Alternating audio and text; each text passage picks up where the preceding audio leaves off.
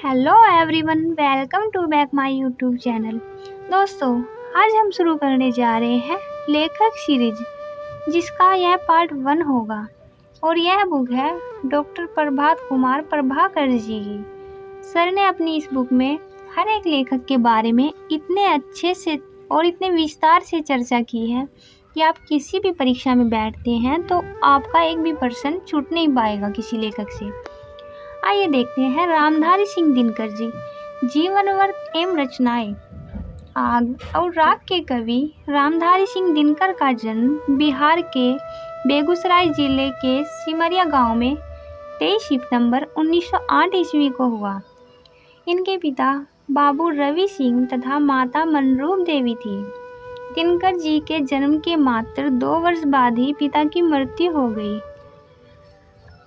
दिनकर की शादी मात्र 13 वर्ष की उम्र में 1921 ईस्वी में श्यामवती देवी से हुई। दिनकर जी की 4 संतानें थीं, जिनमें 2 पुत्र एवं 2 पुत्रियां हैं। उनके नाम हैं राम सेवक सिंह, विनीता, केदार सिंह तथा विभा। दिनकर ने प्रारंभिक शिक्षा बारो मध्य विद्यालय से प्राप्त कर सन 1928 ईस्वी में मोकामा उच्च विद्यालय से मैट्रिक की परीक्षा प्रथम श्रेणी में उत्तीर्ण की।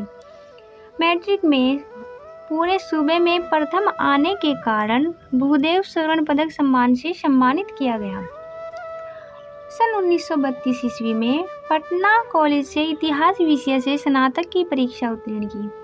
आजीविका के लिए दिनकर जी सबसे पहले हाई स्कूल बरबीघा में 1933 से 34 तक प्रधानाध्यापक के पद पर रहे। सन 1934 से 1942 ईस्वी तक बिहार सरकार के अधीन सब रजिस्ट्रार के पद पर रहे। सन 1943 से 1945 तक युद्ध प्रचार विभाग के पदाधिकारी रहे। सन 1947 से 1950 ईस्वी तक जनसंपर्क विभाग के उपनिदेशक रहे। सन 1950 से 1952 ईस्वी तक बिहार विश्वविद्यालय मुजफ्फरपुर के अंतर्गत लंगट सिंह कॉलेज में हिंदी के प्रोफेसर रहे। सन 1952 से 1964 ईस्वी तक राज्यसभा के सदस्य रहे। सन 1964 ईस्वी में भागलपुर विश्वविद्यालय के उप कुलपति रहे। सन 1965 ईस्वी से मरणोपरांत भारत सरकार के हिंदी सलाहकार रहे। इनकी मृत्यु हृदय गति एक जाने के कारण 24 अप्रैल 1974 ईस्वी को मद्रास में हो गई। दिनकर जी की रचनाएं: काव्य संदेश, प्रणभंग, रेणुका, हुंकार, रसवंती, दवंद गीत, कुरुक्षेत्र 1946 वेरी इम्पोर्टेंट, धूप छां, श्याम ध्वनि, बापू, इतिहास के आंसू, धूप और धुआं, मिर्च का मजा, रश्मि रत्ती 1952, दिल्ली, नीम के पत्ते, नील कुसुम, सूरज का काव्य, चक्रवाल, कविश्री, सीपी और शंख, नए सुभाषित, रामधारी सिंह दिनकर 1960 इम्पोर्टेंट है, उर्वशी 1961 वेरी इम्पोर्टेंट, परशुराम की प्रतीक्षा वेरी इम्पोर्टेंट, कोयला और कवित्व, मरती तिलक, आत्मा की आंखें, दिनकर की सुक्तियाँ, हारे को हरि नाम, दिनकर के गीत, संचिता, रश्मिलोक, उर्वशी तथा अन्य श्रृंगारिक कविताएं। उर्वशी पर इनको ज्ञानपीठ पुरस्कार मिला। आलोचनात्मक पुस्तकें: मिट्टी की ओर, अर्धनारीश्वर, काव्य की भूमिका, पंथ प्रसाद और मैथिली शरण, वेणुवन, शुद्ध कविता की खोज 1966 वेरी इम्पोर्टेंट। अन्य गद्य रचनाएं: चित्तौड़ का साका, रेती के फूल, हमारी सांस्कृतिक एकता, भारत की सांस्कृतिक कहानी, संस्कृति के 4 अध्याय 1956 वेरी इम्पोर्टेंट, यह आपके सिलेबस में भी लगी है। उजली आग, देश विदेश, राष्ट्रभाषा और राष्ट्रीय एकता, धर्म नैतिकता और विज्ञान, वट पीपल, साहित्यमुखी, राष्ट्रभाषा आंदोलन और गांधी जी, हे राम, संस्मरण और श्रद्धांजलियाँ, मेरी यात्राएं, भारतीय एकता, दिनकर की डायरी 1973, वेरी इम्पोर्टेंट, चेतना की शिखा, आधुनिक बोध, विवाह की मुसीबतें, दिनकर के पत्र, शेष निशेष। पुरस्कार एवं सम्मान कौन कौन से मिले दिनकर जी को, आइए देखते हैं। मैट्रिक की परीक्षा में पूरे सूबे में प्रथम आने के कारण भूदेव शरण पदक सम्मान सन 1928। कुरुक्षेत्र के लिए साहित्य संसद, काशी नागरी पंचाणी सभा, उत्तर प्रदेश सरकार तथा भारत सरकार द्वारा पुरस्कृत सन 1948।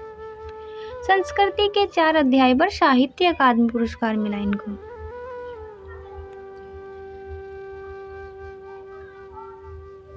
राष्ट्रपति डॉक्टर राजेंद्र प्रसाद के द्वारा पद्म भूषण से सम्मानित।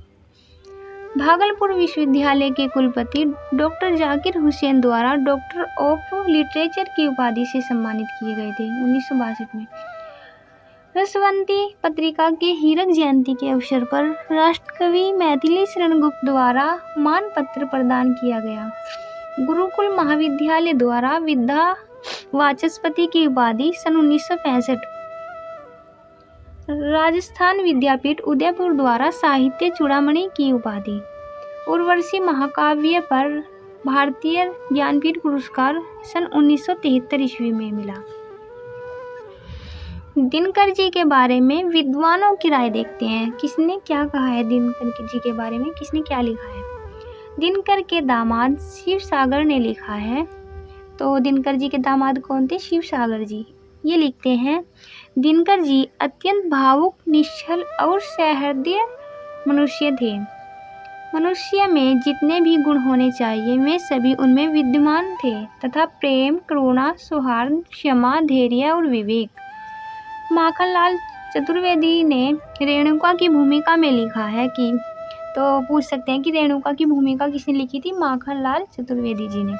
ये लिखते हैं, तुम्हारी रचना और काव्यों को लोक हृदय अपने में बसा लेगा। किसने कहा? माखनलाल चतुर्वेदी जी ने। डॉक्टर हजारी प्रसाद द्विवेदी, दिनकर की उमंग और मस्ती में सामाजिक मंगलाकांक्षा का प्राधान्य है। डॉक्टर हजारी प्रसाद द्विवेदी लिखते हैं, दिनकर अपने ढंग के अकेले हिंदी कवि हैं। यौवन और जीवन उन्हें आकर्षित करते हैं। सौंदर्य का मोहन संगीत उन्हें मुग्ध करता है, पर वे इनसे अभिभूत नहीं होते।